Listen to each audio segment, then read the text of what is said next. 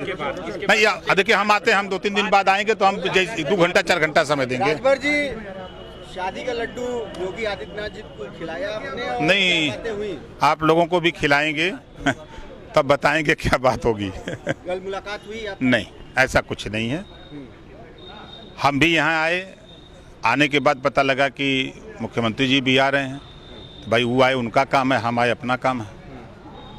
लेकिन माना जा रहा था कि आप मुलाकात करने आए हैं, शादी के लड्डू खिलाने आए हैं। नहीं, लड्डू तो खत्म हो गया, वहीं कहाँ से ले आएंगे। आपके बेटे ने पुष्टि की थी कि आपकी मुलाकात हुई। हो सकता है, हमसे कोई बात नहीं है, उनको सूत्रों के हवाले से जैसे आप लोग चला रहे हैं खबर मिली हो, लेकिन ऐसा कुछ नहीं है।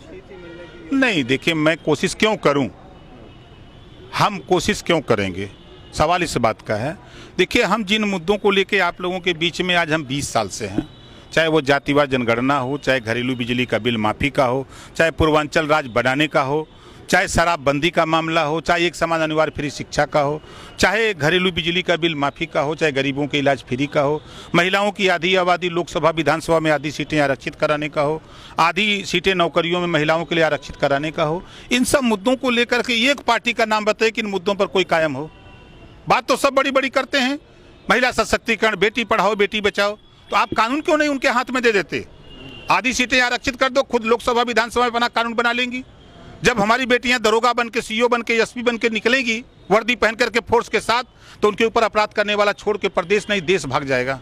जातिगत, लेकिन इन्हीं मुद्दों में से जातिगत जनगणना की बात आपने जोर शोर से उठाई थी और अभी भी उठाते हैं। समाजवादी पार्टी उसको लेके एक मुहिम चला रही है, जगह जगह उसकी मांग कर रही है, कांग्रेस भी इसी रास्ते पे चल रही है, तो आप क्यों नहीं इन लोगों के साथ जुड़े? हम तो आज भी आपके सामने कह रहा हूँ, बराबर कहता हूँ कि अखिलेश जी, मायावती जी, सोनिया जी, नीतीश जी, जयंत जी जिस दिन एक मंच पर आने का ऐलान करें, 2 घंटा पहले हमको बता दें प्रदेश के किसी कोने में, हम उन लोगों से पहुंचने से पहले उनके यहाँ पहुंच जाएंगे। गठबंधन होगा? हाँ बिल्कुल होगा। हम तो चाह रहे हैं कि ये अगर कहते हैं कि पिछड़े दलित के साथ अन्याय हो रहा है, अल्पसंख्यक के साथ अन्याय हो रहा है, तो ये लोग इकट्ठा क्यों नहीं होते हैं? क्या कारण है? यही लोग दुश्मन हैं, यही दोनों लोग नहीं चाहते हैं कि पिछड़े दलित का हित हो। अखिलेश जी और मायावती जी क्यों नहीं इकट्ठा होते हैं?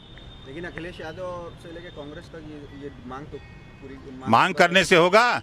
जब सत्ता में थे तब नहीं याद आता है, सत्ता से बाहर आते हैं तब याद आता है। डबल इंजन की सरकार उस समय थी, सपा की सरकार थी, यहाँ दिल्ली में समर्थन था, बसपा की सरकार थी, समर्थन था, तब नहीं याद आया कि जातिवाद जनगणना करा दें, एक समान अनिवार्य फ्री शिक्षा लागू कर दें, बिजली का बिल माफ कर दें गरीबों का।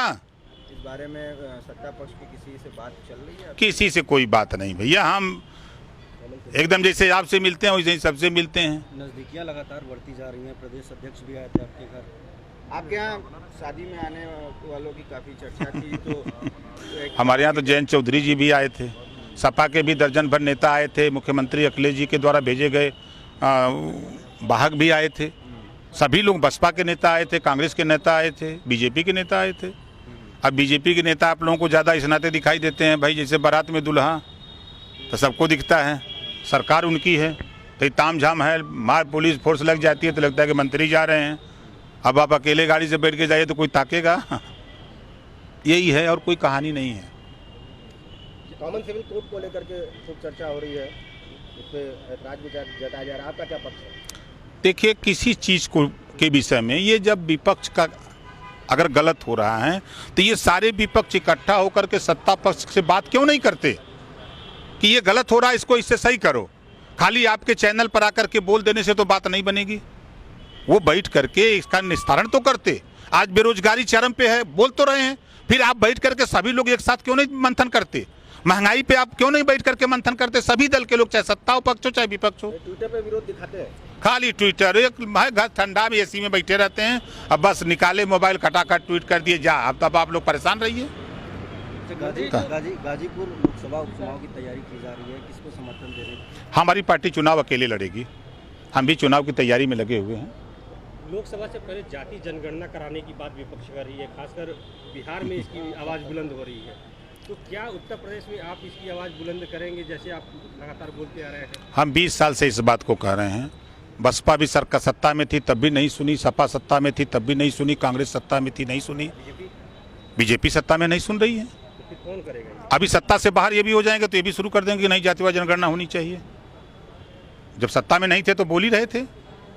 ऐसा नहीं है कि जो चीज़ें हैं संविधान के दायरे में हैं। बाबा साहब डॉक्टर अम्बेडकर जी ने जो संविधान में व्यवस्था दिया है, हर 10 साल पे जातियों की गिनती होनी चाहिए, लेकिन उसके लिए कोई योजना नहीं।